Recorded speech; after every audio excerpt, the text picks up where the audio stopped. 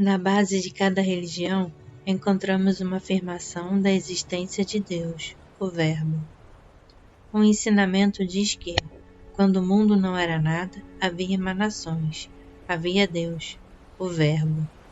Deus, o Verbo, é o mundo. Deus disse que haja isso, e enviou o Pai e o Filho. Ele está sempre enviando o Pai e o Filho, e uma vez ele enviou o Espírito Santo. Tudo o que há no mundo obedece à lei de três. Tudo o que existe veio a existir de acordo com essa lei. Combinações entre princípios positivos e negativos só podem produzir novos resultados, diferentes do primeiro e do segundo, se uma terceira força entrar em cena. Se uma pessoa afirma, outra nega, mas nada é criado enquanto outra coisa não for acrescentada. Então, algo novo surge. O absoluto cria com base na mesma lei. Só que, nesse caso, todas as três forças necessárias para produzir uma nova manifestação estão no próprio absoluto.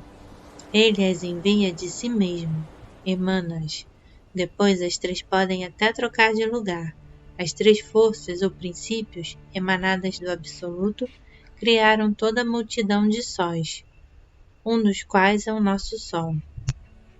Cada um dos sóis também emana, e as emanações dos sóis, por meio de combinações de matéria positiva e negativa, dão origem a novas formações. O resultado de uma dessas combinações é a nossa Terra, e a combinação mais nova é a nossa Lua. Tudo tem emanações, e sua interação produz novas combinações. Elas incluem o homem e o micróbio. Após o ato da criação, a existência e as emanações continuam. As emanações penetram tudo segundo suas possibilidades, e assim também atingem o homem. O resultado de uma interação? Novos atritos. As emanações do Sol chegam à Terra e passam por ela sem alterar, pois são finíssimas. As emanações dos planetas atingem a Terra, mas não o Sol. As emanações da Terra são mais curtas ainda. Desse modo, nos confins da atmosfera da Terra, há três tipos de emanação: do Sol, da Terra e dos planetas. A atividade criadora do Absoluto difere dos atos subsequentes de criação, porque o Absoluto cria a partir de si mesmo. Apenas o Absoluto tem vontade, e só ele envia as três forças a partir de si mesmo. Os atos criadores subsequentes dão-se de maneira mecânica, por meio da interação baseada na mesma lei de três. Nenhuma entidade isolada pode criar por si só. Somente a criação coletiva é possível. A atividade criadora do Absoluto procede rumo ao homem na direção dada pelo impulso original. Segundo a lei das oitavas, esse desenvolvimento pode ir apenas até certo ponto.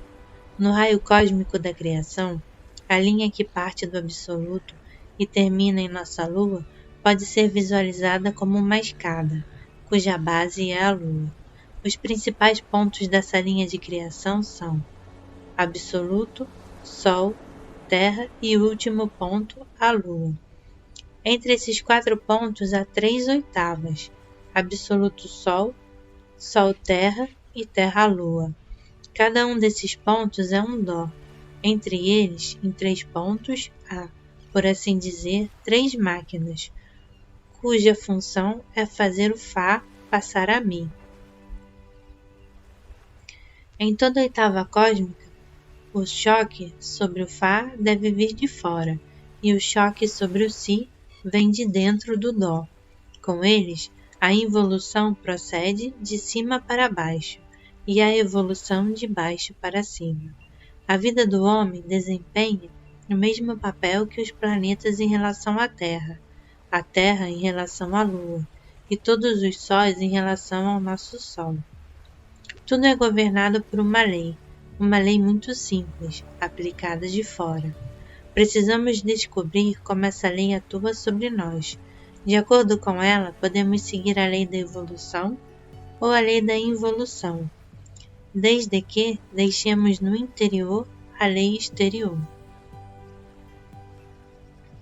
Em nosso sistema, somos criados à imagem de Deus, de uma trindade. Se absorvermos conscientemente 3 substâncias e as enviamos para fora, poderemos construir o que quisermos fora de nós mesmos. Isso é criação. Mas quando isso ocorre, por intermédio, trata-se de criação do Criador. Nesse caso, as 3 forças se manifestam separadamente em nós e se combinam fora de nós. Toda criação pode ser subjetiva ou objetiva. Ter uma alma é a meta de todas as religiões, de todas as escolas. Trata-se apenas de uma meta, uma possibilidade, e não de um fato. A criança nunca nasce com alma, e o homem comum não tem nem alma nem vontade. Não há um mestre no homem comum. E, se não há um mestre, não há alma. A alma só pode ser obtida no decorrer da vida, e ainda assim, esse é um grande luxo, reservado a poucos. A maioria das pessoas vive a vida sem alma, sem mestre, e para a vida cotidiana, a alma é até desnecessária. Mas a alma não pode nascer do nada. Tudo é material, bem como a alma, só que ela consiste em matéria muito fina. Consequentemente, a fim de se obter uma alma, antes de tudo é necessário ter a matéria correspondente. Como não temos materiais suficientes, nem para nossas funções diárias, precisamos começar a economizar no intuito de pouparmos um pouco. A reserva de substâncias a ser acumulada deve ser grande. Do contrário, o que existir irá se dissipar em pouco tempo. Se, por exemplo, tivermos alguns cristais de sal e os colocarmos em um copo com água, eles irão se dissolver com rapidez. Podemos acrescentar mais e mais, e ainda irão se dissolver. Chega um momento, porém, em que a solução fica saturada. Então o sal não se dissolve mais, e os cristais permanecem inteiros no fundo. A mesma coisa acontece com o organismo humano. Ainda que materiais necessários à formação da alma sejam produzidos constantemente no organismo, esses materiais irão se dispersar e se dissolver nele. É preciso haver uma sobra desses materiais no organismo. Apenas assim a cristalização será possível.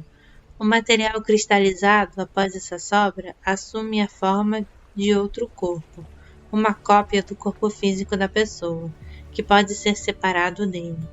Cada corpo tem uma vida diferente, e cada um está sujeito a leis de ordens distintas. O novo corpo, o segundo, é chamado de corpo astral, em relação ao corpo físico. É o que se chama de alma. Formar esse corpo dentro do homem é a meta de todas as religiões e de todas as escolas. Cada religião tem seu próprio modo, mas a meta é sempre a mesma. Se o segundo corpo se cristaliza, pode continuar vivo, após a morte do corpo físico. A matéria desse corpo astral, em suas vibrações, corresponde à matéria das emanações solares, e teoricamente é indestrutível nos confins da Terra e de sua atmosfera.